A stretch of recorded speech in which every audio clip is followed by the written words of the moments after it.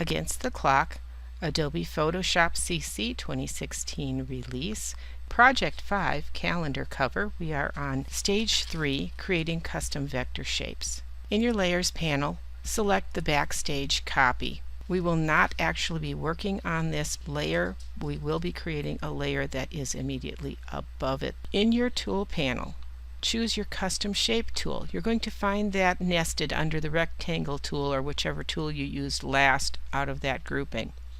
From the Shapes panel at the top, we are going to go into the Custom Shapes, and you're going to select Banners and Awards and replace the current shapes with the shapes from Banners and Awards. In the options, select Flag.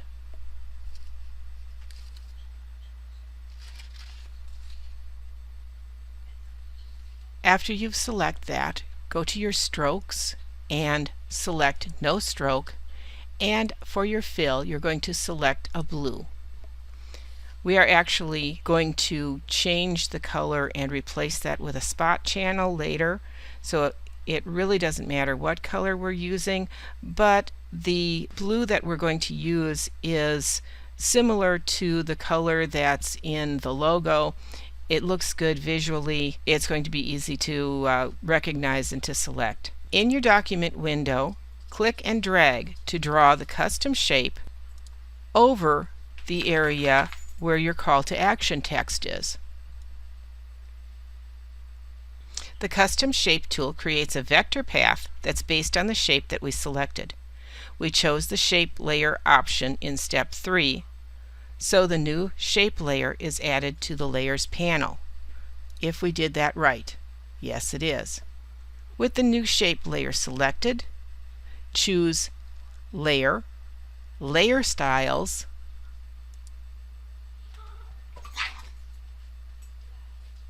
and select Drop Shadow. Now we could have done that as well off the bottom of the Layers panel.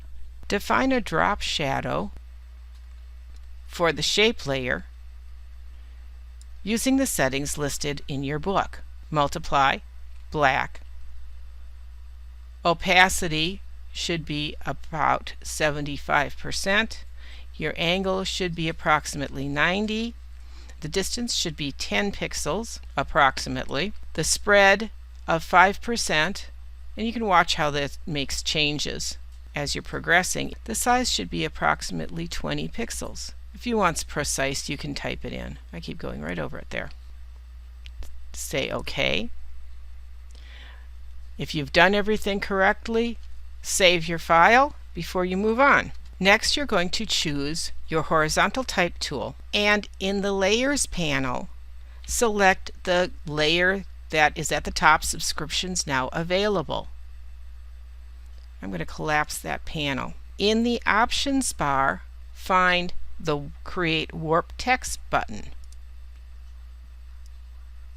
From this drop-down, select Flag, but we have our flag going the wrong direction. So we're going to need to change this to a negative percentage, and actually you can get pretty close with it. Somewhere around a negative 20 something. They left negative 26 in here, and that's about as close as you're going to get. While the Warp Text dialog box is still open, you can actually go in and adjust where your text is. So you can try and match it a little closer to the flag behind it. You can also go in and make a little bit of a change, maybe change the percentage that you have to see if you can get it to match better than that. And once you're happy with it, you can say OK to that. The next thing you're wanting to do is go into your Layers panel and adjust the shape one layer. Select the shape and pick up your Direct Selection tool, and it's going to be underneath the Path Selection tool to get the Direct Selection tool.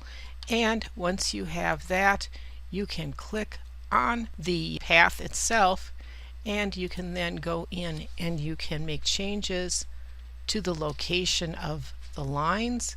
You can click and drag. You can change the wave. You can drag a corner and move a corner. You should be able to realign anything that doesn't quite look like it should, you can make changes to. So you do have the ability to make this wider. Yeah, if you shift click, you can select 2 points and you can slide 2 points around, and everything's going to adjust itself accordingly. So you can make this match as close as possible. Once you're happy with that, of course, you can accept the change by clicking off and then save your file, and you can continue with stage 4.